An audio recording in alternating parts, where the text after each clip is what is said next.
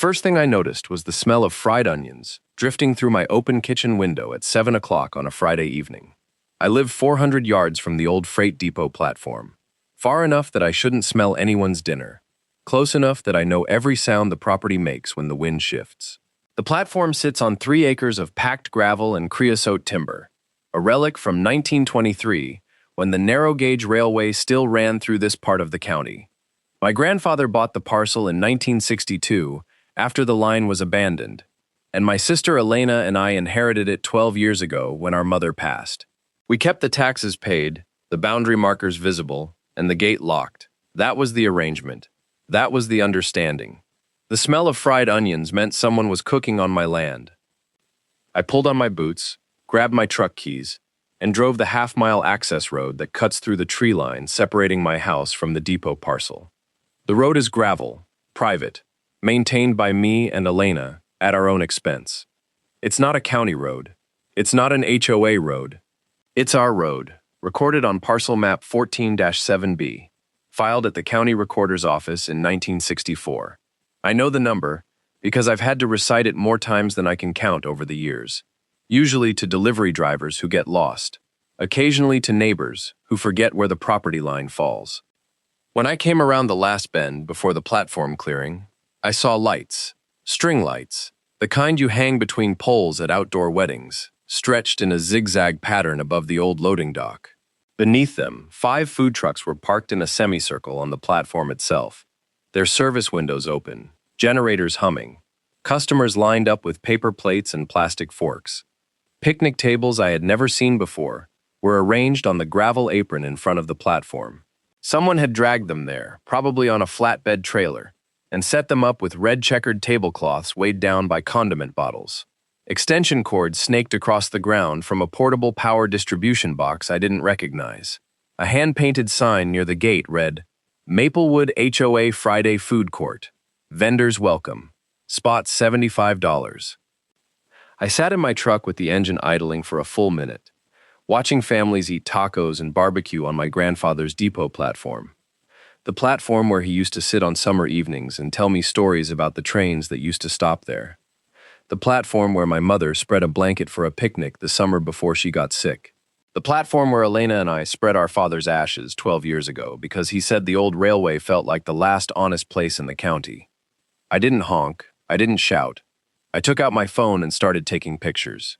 Before I explain what happened next, tell me where you're watching from. I want to know who's listening because this story gets complicated fast, and by the time it was over, half the neighborhood had turned on the HOA president, the county health department had opened an investigation, and the HOA treasurer was sitting in my kitchen at midnight trying to figure out how much money had disappeared. The woman responsible for all of it was standing near the taco truck when I finally got out of my truck. Patricia Calloway, HOA president of Maplewood Estates for the past 6 years, was wearing a linen blouse, white capri pants, and a wide-brimmed sun hat despite the fact that the sun had set 40 minutes earlier. She had a clipboard in one hand and a cash box tucked under her arm. She was collecting vendor fees directly, cash and Venmo, while a woman I recognized as the HOA fundraising chair, a nervous blonde named Shelley, handed out flyers advertising next week's event. Patricia saw me walking toward her, and her expression shifted through 3 distinct emotions in about 2 seconds. Surprise first, because she hadn't expected me to show up. Then annoyance, because I was interrupting her event. Then a polished, performative smile that she probably practiced in the mirror before board meetings. Marcus, she said, loud enough for the nearest picnic table to hear, I was going to call you about this. The board voted last month to activate the depot platform as a community gathering space. It's been sitting empty for years. We're raising money for the playground renovation. I stopped about 10 feet from her, close enough to talk without shouting over the generators, far enough that I wasn't in her space. The board voted on my private property without telling me. It's not private in the way you think, Patricia said, still smiling. The platform has always been considered a community asset. The original developer intended it for neighborhood use. I have the brochure. A brochure isn't a deed. Patricia's smile tightened. Marcus, let's not do this in front of everyone. Come to the next board meeting and we can discuss it. Tonight is about the community. I looked past her at the food trucks. A taco truck, a barbecue smoker on a trailer, a grilled cheese operation, a cupcake van, and a lemonade stand built into the back of a vintage pickup. All of them had customers. All of them had paid Patricia for the privilege of parking on my platform. The grease stains were already visible on the old timber, dark circles spreading into wood that had survived a century of weather but had never been asked to absorb cooking oil. "Who authorized the electrical hookup?" I asked. "We brought a generator," Patricia said. "It's perfectly safe." "That's not what I asked. Who authorized you to set up a power distribution system on private property?" Shelley, the fundraising chair, stepped closer. She looked uncomfortable, which told me she probably had doubts about this from the beginning, but didn't have the spine to push back against Patricia. "Marcus, we really did think this was community space. Patricia showed us the old developer materials. It looked legitimate." "Developer materials from when?" 1961, Shelley said quietly. I nodded slowly. The developer dissolved in 1968. The plat map was recorded in 1964. The depot parcel was never part of the HOA common area. It was sold to my grandfather as a separate lot. The county recorder has the deed on file. Parcel 14-7B-003. You can look it up online in about 90 seconds. Patricia's smile was completely gone now. "You don't need to be difficult about this. We're raising money for children. The playground equipment is 20 years old. Surely you can see the community benefit." "I can see the benefit. I can also see that you're charging vendors $75 per spot. 5 spots tonight, which is $375. And you're doing it on land you don't own, without permission, without insurance, and without telling me or my sister." "Your sister doesn't even live here anymore," Patricia said, and there was a dismissive edge in her voice that made my jaw tighten. Elena had moved to Portland 4 years ago for a job at a civil engineering firm, but she still co-owned the property, still paid half the taxes, still called me every Sunday to ask about the platform and the trees and whether the old signal post was still standing. Patricia's comment wasn't just inaccurate. It was designed to minimize my claim by suggesting I was the only one who cared. "Elena is on the deed," I said. "She's been on the deed since our mother died. You would know that if you had checked the county records before you started selling spots on our land." A man in a barbecue apron walked over, wiping his hands on a towel. He looked at Patricia, then at me, then back at Patricia. "Is there a problem? I paid for the spot. I've got a line of customers." "No problem," Patricia said quickly. "Just a misunderstanding about scheduling." "It's not a misunderstanding about scheduling," I said. "It's a trespassing issue. But I'm not going to shut you down tonight. You've got customers. You've paid your fee. Finish your service. But I need to talk to every vendor before you leave. And I need Patricia to give me a list of everyone who paid her money for access to this platform." Patricia's face flushed. "I don't answer to you. You do when you're operating a commercial event on my property without permission. That's not an HOA rule. That's state law. You want to call the sheriff and ask them? I'm happy to wait." She didn't call the sheriff. She stood there, gripping her clipboard while I walked over to the first food truck and introduced myself to the owner, a woman named Rosa who made the best carnitas I've ever smelled. I told her I wasn't shutting her down tonight, but I needed her contact information and a copy of whatever permit or receipt Patricia had given her. Rosa looked confused, then worried, then angry, not at me, but at the situation. She pulled out her phone and showed me a text exchange with Patricia from 2 weeks earlier. "HOA-sponsored food truck court," the message read. "Fully permitted community event space. $75 per Friday. First come, first served." "Did she show you any permits?" I asked. "She said the HOA handled all of that," Rosa said. "I assumed it was legit. She had a clipboard." "She always has a clipboard," I said. I collected information from all 5 vendors that night. Every single one of them had been told the same thing. The platform was HOA community property. The event was fully permitted, and the vendor fee was a fundraiser for the playground. None of them had seen a permit. None of them had asked for proof of ownership. They trusted Patricia because she presented herself as an authority figure with official-looking paperwork and the backing of the Homeowners Association. By the time the last customer left and the string lights went dark, I had a folder on my phone with 5 vendor statements, photographs of the grease stains on the platform timbers, pictures of the extension cords and power distribution box, and a screenshot of the HOA's next-door post advertising the event. The post had been made by Patricia's account 3 weeks earlier. It said, "Exciting news! The Maplewood HOA is launching a Friday night food truck court at the historic depot platform. Family-friendly, local vendors. Proceeds benefit the Playground Renovation Fund. See you there. 47 people had commented with enthusiasm. Not one of them had asked whether the HOA actually owned the platform. I drove home, made a pot of coffee, and called Elena. It was 10 o'clock on the West Coast, which meant it was 7 in Portland. She answered on the second ring. Marcus, everything okay? Patricia Calloway turned the depot platform into a food truck court. Silence. Then, she did what? I explained everything. The string lights, the picnic tables, the 5 food trucks, the $75 vendor fee, the next door post, the grease stains, the generator, the hand-painted sign. Elena listened without interrupting, which is something she learned from our father. When I finished, she was quiet for another few seconds. She's been president for 6 years, Elena said finally. She knows the platform isn't HOA property. She tried to claim it was common area back in 2018, remember? Mom shut that down with the deed and the parcel map. Patricia backed off. She didn't back off, she waited. Mom's not here anymore, and she thought we wouldn't notice or wouldn't fight. She thought wrong. Elena's voice had that calm, cold edge it gets when she's genuinely angry. What do you need from me? I need you to send me the digital copies of the deed, the parcel map, and the tax records. I have paper copies in the safe, but I want backups. And I need you to be available for a phone call if this escalates to lawyers. I'll send everything tonight, Marcus. Don't let her get away with this.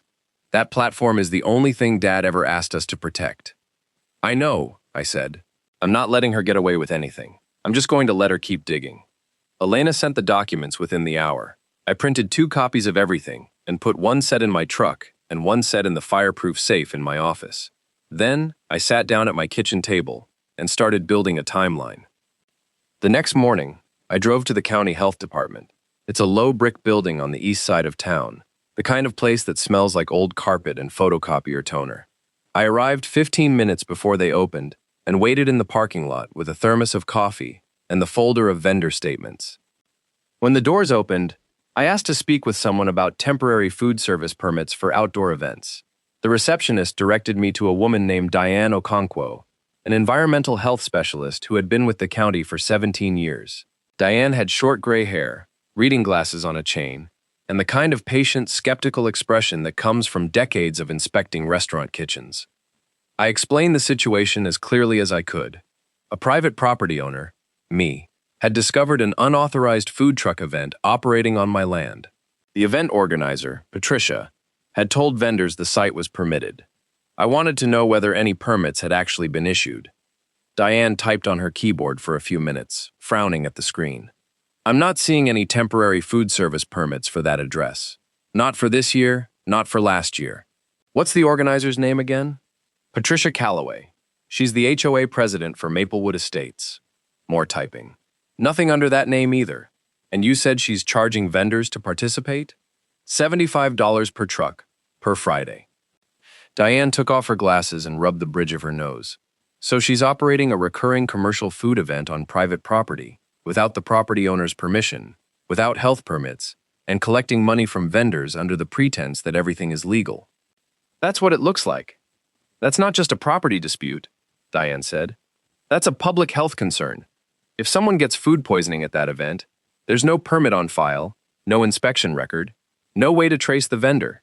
And if the site isn't properly set up for food service, waste disposal, hand washing stations, grease management, you're looking at potential code violations on your property.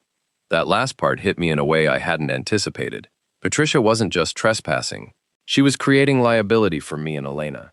If someone got sick, if someone got hurt, if a generator caught fire, the lawyers would come after the property owner first. Patricia's little fundraiser was a lawsuit waiting to happen, and she had wrapped it in a bow of community spirit. What do you recommend? I asked. Diane leaned back in her chair. I recommend you document everything, and I mean everything. Photographs, vendor statements, copies of any advertising, records of any money changing hands. Then you send a certified letter to the HOA and to Patricia Calloway personally, informing them that the property is private, that no permission has been granted, and that any future events will be considered trespassing.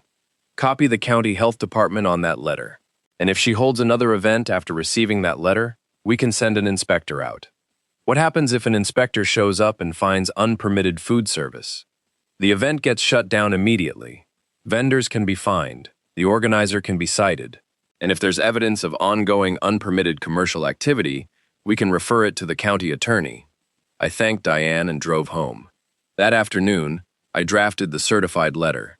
It was 3 pages long, single-spaced, with attachments including the deed, the parcel map, the tax records, and photographs of the event. I sent 1 copy to Patricia Calloway, 1 copy to the Maplewood HOA board address, 1 copy to the county health department, and 1 copy to my attorney, a woman named Judith Okonkwo, who happened to be Diane's sister-in-law and who had handled my mother's estate.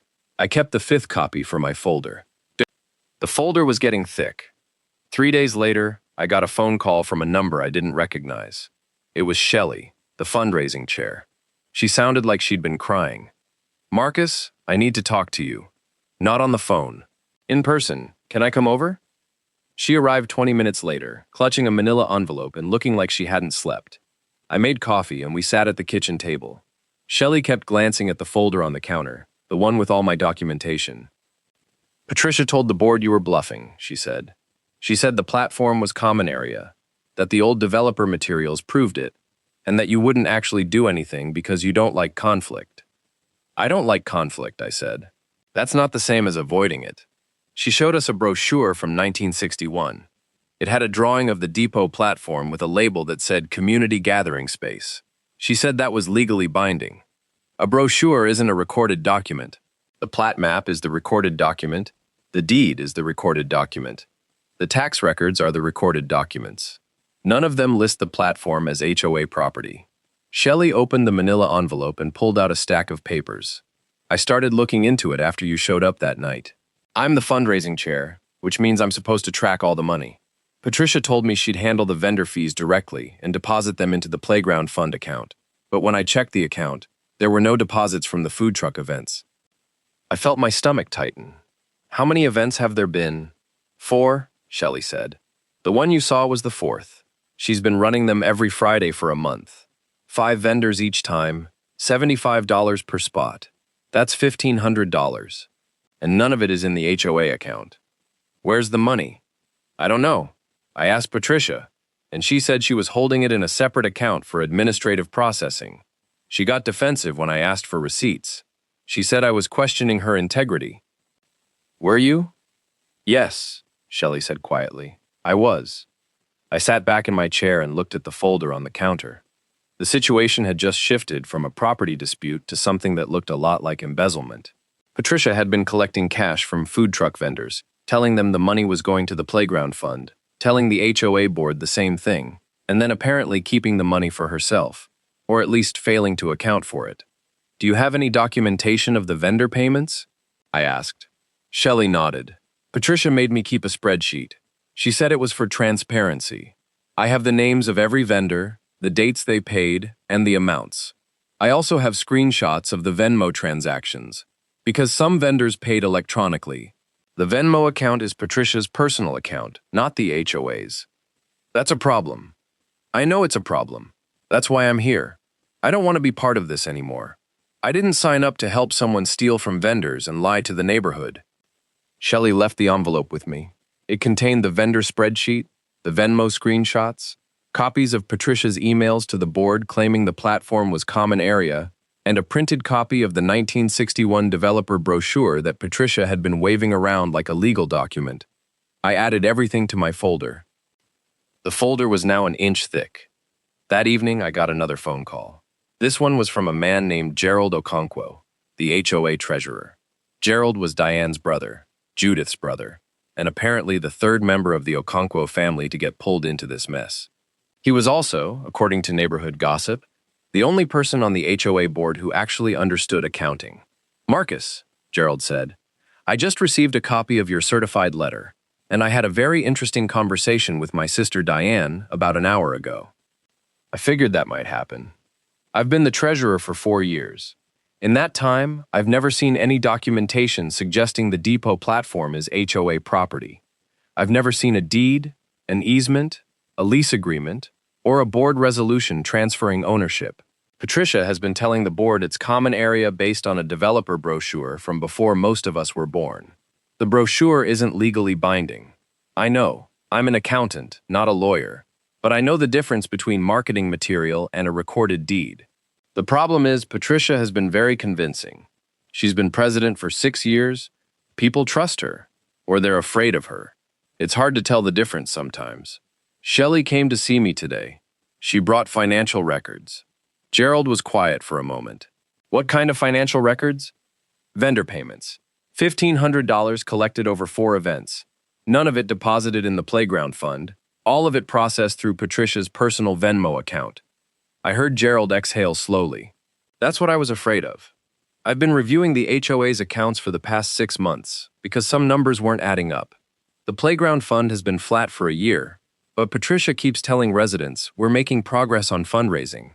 I thought maybe the donations were just slow. Now I'm wondering if they were being diverted. Diverted where? I don't know yet, but I'm going to find out. Marcus, I need to ask you something, and I need you to be honest with me. Are you planning to sue the HOA? I'm planning to protect my property. If the HOA cooperates, I don't need to sue anyone. But if Patricia keeps lying and the board keeps enabling her, I'll do what I have to do. Fair enough, Gerald said. I'll call you tomorrow. The next day, I drove out to the depot platform to assess the damage. The string lights were gone, but the picnic tables were still there, stacked near the edge of the platform. The grease stains had multiplied. Apparently, the previous 3 events had been just as messy as the one I witnessed. The old timber was spotted with dark circles, some of them 6 inches across. The hand-painted sign was still zip-tied to the gate. I took more pictures. While I was there, a pickup truck pulled up. The driver was a man in his 60s with a gray ponytail and a faded denim shirt. He introduced himself as Tom, the owner of the barbecue truck. He'd been one of the vendors at the first 3 events, but had missed the 4th because his smoker needed repairs. I heard there was some trouble, Tom said. Rosa called me.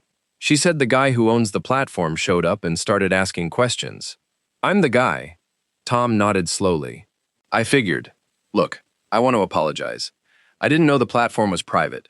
Patricia told us it was HOA property. She had a whole pitch about community revitalization and supporting local businesses. It sounded good. I should have asked more questions. You're not the only one who trusted her.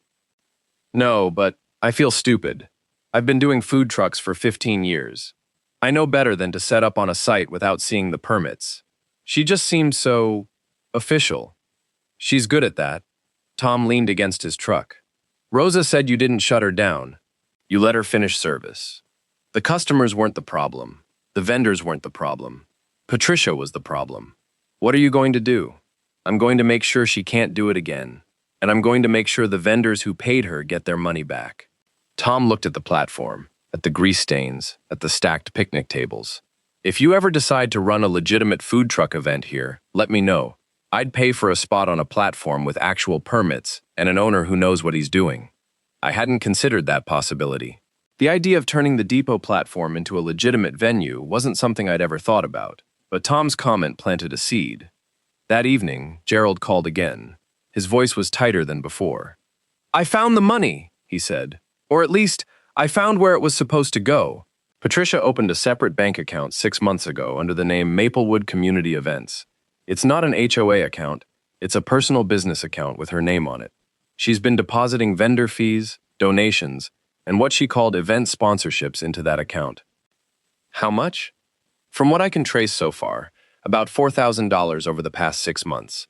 That includes the food truck fees, a charity bake sale she ran in the spring, and a neighborhood garage sale, where she charged $20 per household to participate. None of that money ever touched an HOA account. What was she doing with it? I don't have access to the account, so I can't see the withdrawals. But I can see the deposits because some of the vendors paid electronically, and the transaction records reference that account number. Marcus, this is serious. If she's been collecting money under the pretense of HOA fundraising and diverting it to a personal account, that's fraud. Have you told the rest of the board? Not yet. I wanted to talk to you first, and I wanted to talk to my sister. Diane said the health department is prepared to send an inspector if Patricia holds another event.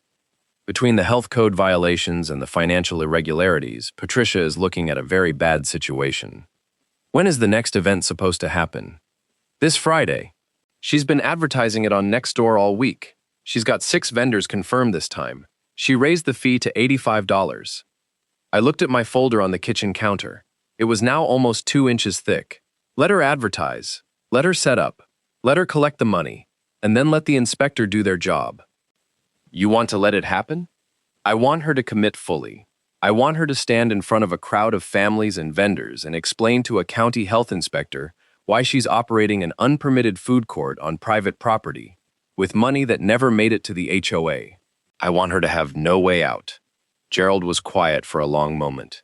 You're patient. My father used to say that patience isn't about waiting. It's about knowing exactly when to move. Friday arrived with clear skies and a warm evening breeze.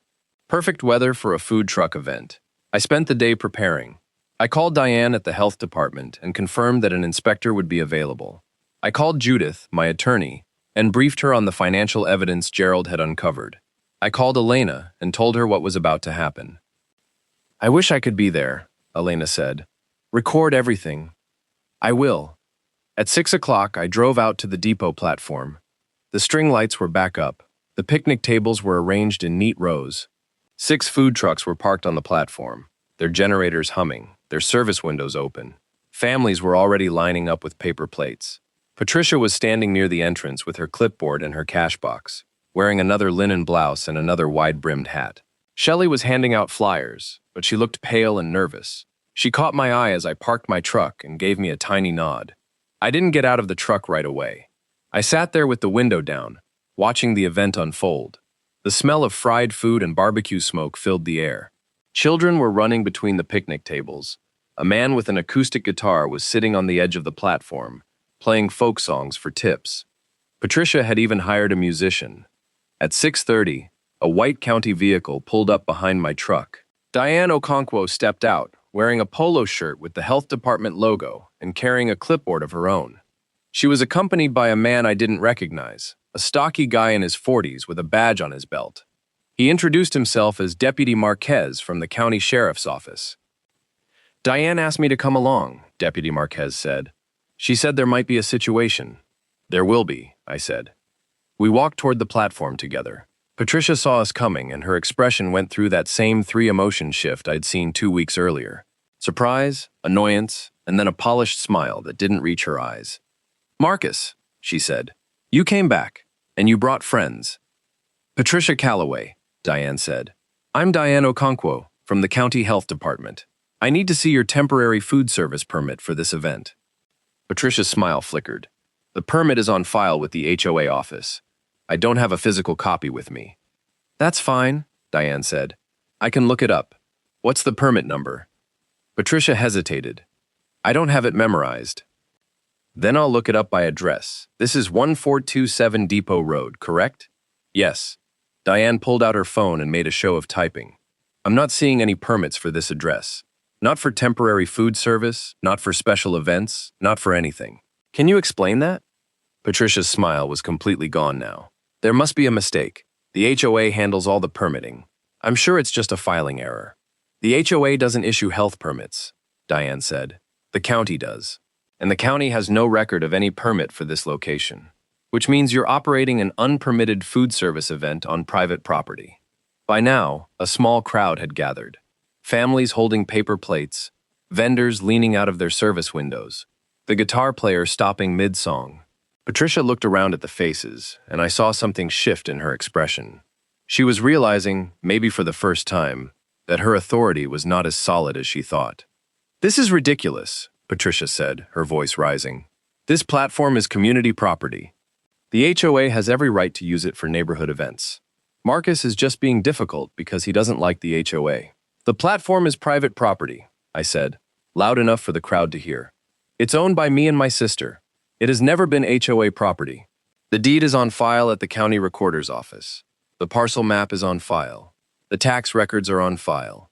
Patricia has known this since at least 2018, when my mother showed her the same documents. That's not true, Patricia said, but her voice cracked. It is true, said a voice from the crowd. Gerald Okonkwo stepped forward. holding a manila folder of his own. I'm the HOA treasurer. I've reviewed the records. The depot platform is not, and has never been, HOA property. Patricia has been misrepresenting this to the board and to the community for months. Patricia turned on Gerald. What are you doing? You're supposed to be on my side. I'm on the side of the truth, Gerald said. And the truth is, you've been collecting vendor fees and depositing them into a personal account. The playground fund hasn't seen a dime of that money. I have the bank records. The crowd murmured. A woman near the front, one of the neighbors I recognized from down the road, said, Wait, she's been keeping the money? $4,000 over 6 months, Gerald said, from food truck events, bake sales, and garage sale fees, all deposited into an account called Maplewood Community Events that has nothing to do with the HOA. Patricia's face went pale. That account is for administrative processing. I was going to transfer the funds. When? Gerald asked. It's been 6 months. The playground fund balance hasn't changed. The board has been asking for financial reports and you've been stalling. When exactly were you planning to transfer the money? Patricia didn't answer. She just stood there, clutching her clipboard, while the crowd of families and vendors stared at her. Diane cleared her throat. Miss Calloway, I'm shutting this event down effective immediately. Operating a food service event without a permit is a violation of county health code. Each vendor can be fined up to $500. As the organizer, you can be cited for each violation. And because this is private property, the property owner, Mr. Okonkwo, could also be held liable for any health or safety issues arising from this event. You've put him in legal jeopardy without his knowledge or consent. That's not fair, Patricia said. I was trying to help the community. You were trying to help yourself, Shelley said, stepping forward. Her voice was shaking, but she didn't stop. I was the fundraising chair. I trusted you. I helped you organize these events because I thought the money was going to the playground. You lied to me. You lied to everyone. Patricia looked at Shelley, then at Gerald, then at the crowd. For a moment, I thought she might apologize. Instead, she doubled down. This is a setup, she said. Marcus orchestrated this whole thing because he has a grudge against the HOA. He's been waiting for years to undermine me. He probably forged those bank records. The bank records came from the bank, Gerald said flatly.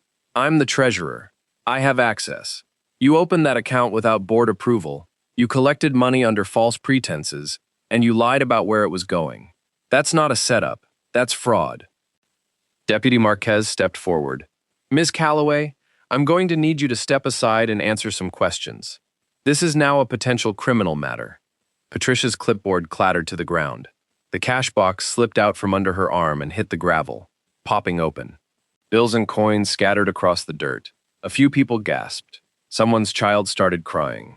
The guitar player packed up his instrument and walked away. I stood there, watching Patricia Calloway's empire of arrogance collapse in front of 50 people, and I felt something I hadn't felt in a long time. Not satisfaction exactly, more like relief. Relief that the truth was finally out, that the documents had done their work, that my mother's careful record-keeping and my father's lessons about patience had combined to protect the platform one more time.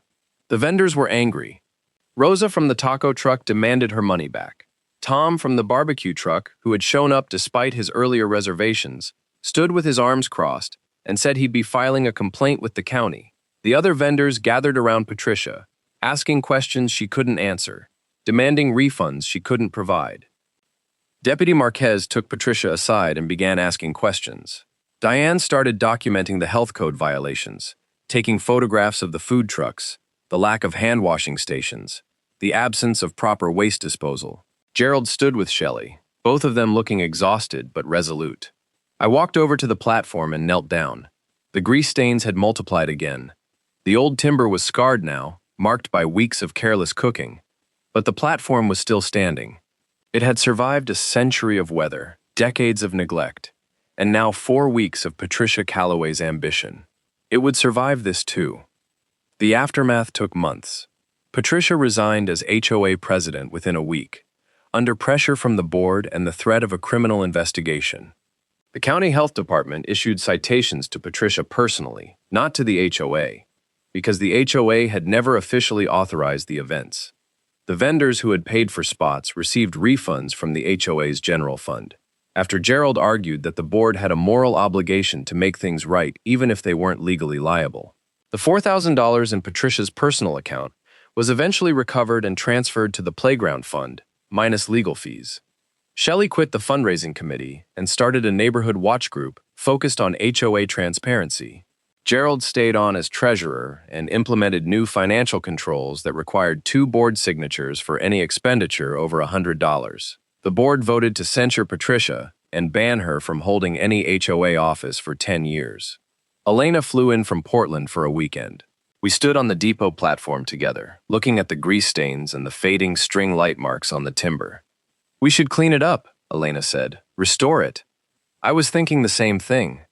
And maybe someday we could do something with it. Something legitimate, a farmer's market, a music venue, something that actually benefits the community, with proper permits and insurance and everything above board.